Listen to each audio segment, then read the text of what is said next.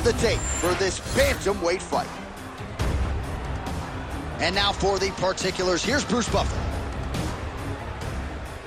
Ladies and gentlemen, this fight is 3 rounds in the UFC bantamweight division.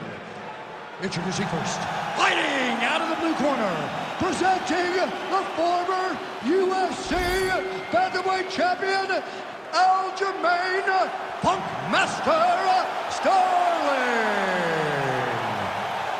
And now introducing his opponent, fighting out of the red corner, Raul El Nino Problema Rosas Jr.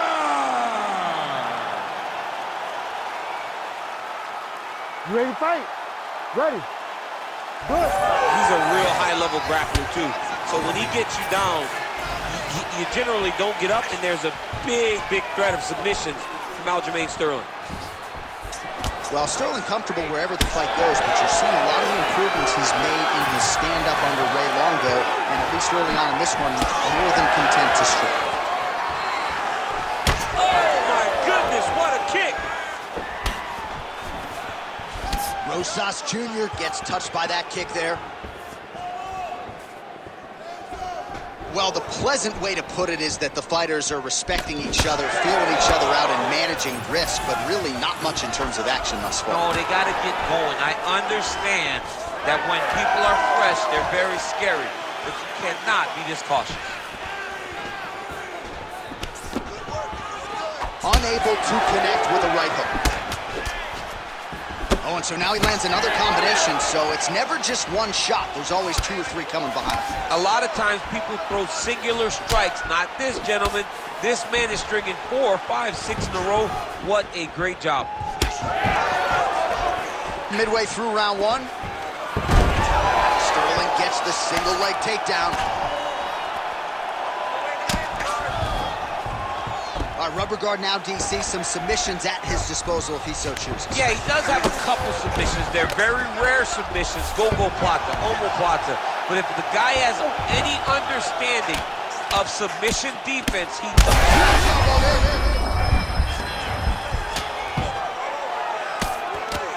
Well, the ground and pound has been on point tonight. Good work here by Sterling. All right, he's very comfortable fighting off his back, DC. Now looks like he's trying to hip escape. Yeah, he's trying to hip escape or maybe look for a Kimura here. Sterling's trying to get a triangle here. Oh, compromising spot here. Triangle choke is locked in. Oh, he is out. How good is that? That is phenomenal submission defense by this young man.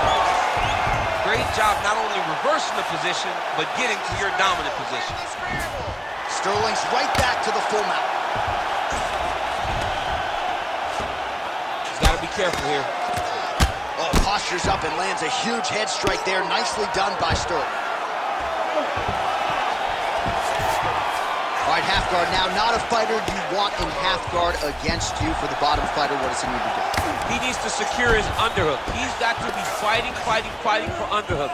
One of the most key things you can do as a bottom fighter stuck in half guard is try to frame. You frame and push your opponent away from you. By pushing him away from you, he will then want to come back into you. All right, well, he's got him softened up here.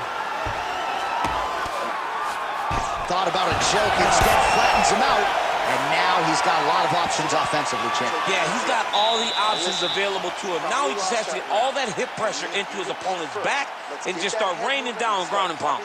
And if you're the bottom fighter, better start intelligently defending yourself. All right, DC, let's look at some of the highlights from the last round. Lot for the replay guys to choose from. Yeah, man, these guys stood on a quarter in the middle of the octagon. Take one to give one. Over and over, each guy landed, and they both landed very well over the course of that first round.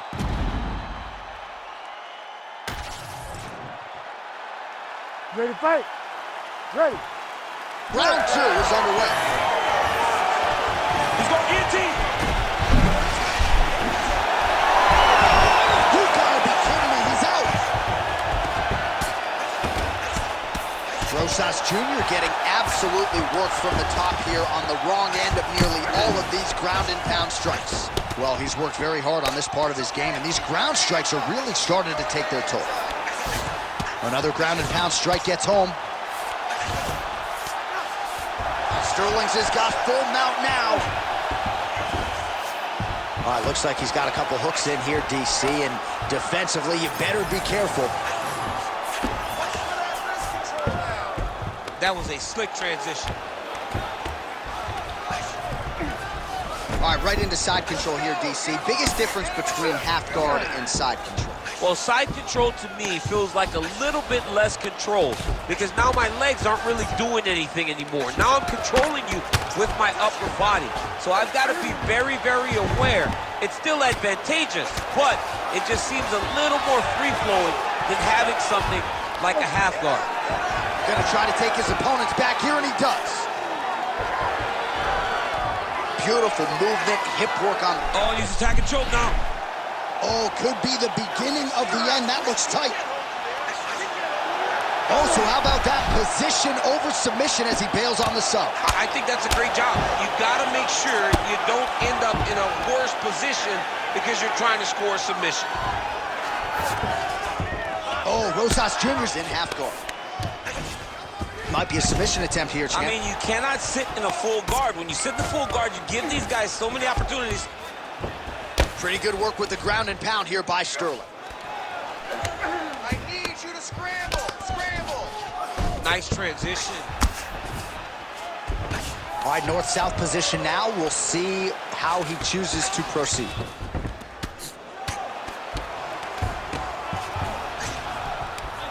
Sterling's able to transition back to side control now. All right, half guard position here. We'll see what he can do with it. A lot of weapons at his disposal from this dominant position. Oh, man, I feel for a wrestler. And look at him attack in the arm triangle on the other side. He's going to lock him down, try to pass all the way across his body. Once he gets across, he will start to drop his chest to the mat and chase the finish. Oh, my goodness, he's getting it tight. Work, guys, come on. Oh, he's trying to buff the hips. Looked like he got the hand ready to tap. I mean, look at that. What a beautiful display of submission defense. Not panicking in a position that is very, very difficult to deal with. Entertaining scrap so far. All right, sit down, relax, breathe. We are down in this fight. I need you to go out there, and I need you to finish. This is the round. All right, so the crowd voicing its appreciation after that crazy sequence in the previous round. Nearly submitted him there, DC. This is usually what we get with striking. But tonight you have a very educated crowd. They appreciate high-level grappling, and they are getting that tonight in this fight. That submission was in deep, but wow, what a great job of escaping and living to fight another day. Ready. Third round underway. And he lands a kick to the leg now. Pretty good work on the feet tonight by Sterling. Nice, sneaky head kick.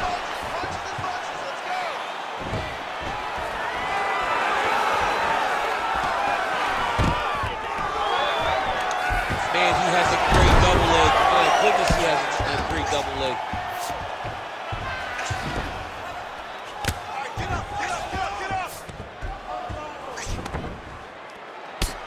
Sterling going to work here from guard and doing a pretty good job, I might add. Oh, nice. All right, side control now. We'll see if he can advance position. Getting them out here.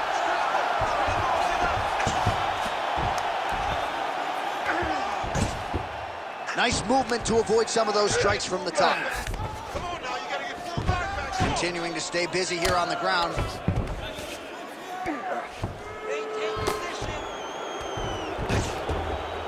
Just over 3 minutes to go in round 3. Oh, big elbow. Well, as usual, suffocating work from the top here by Sterling. Oh, and there's another ground strike for good measure. All right, half guard position here, DC. You have an extra hop in your step when you talk about fighters working out of this half guard. Oh, man. I like half guard as a top fighter. I understand half guard as a bottom fighter. Don't want to be there. It's very dangerous.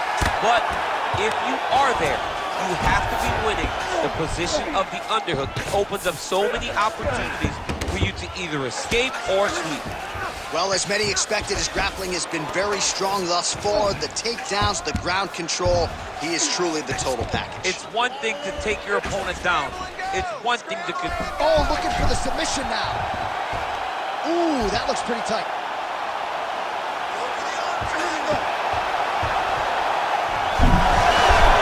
Great submission defense on full display by the opponent. Well, he has expended a lot of energy going for these submissions tonight. I'm not sure his opponent is actually submittable. No, it doesn't seem like it, because every time he goes for a submission, he gets close, or at least he expects to get close. But his opponent is so on his game that he's not giving him much to work with. This has been a beautiful display of grappling offensively, but also defensively. Well, the ground and pound is there once again. Strong work here by Rosas Jr. Oh, another strike lands from the top.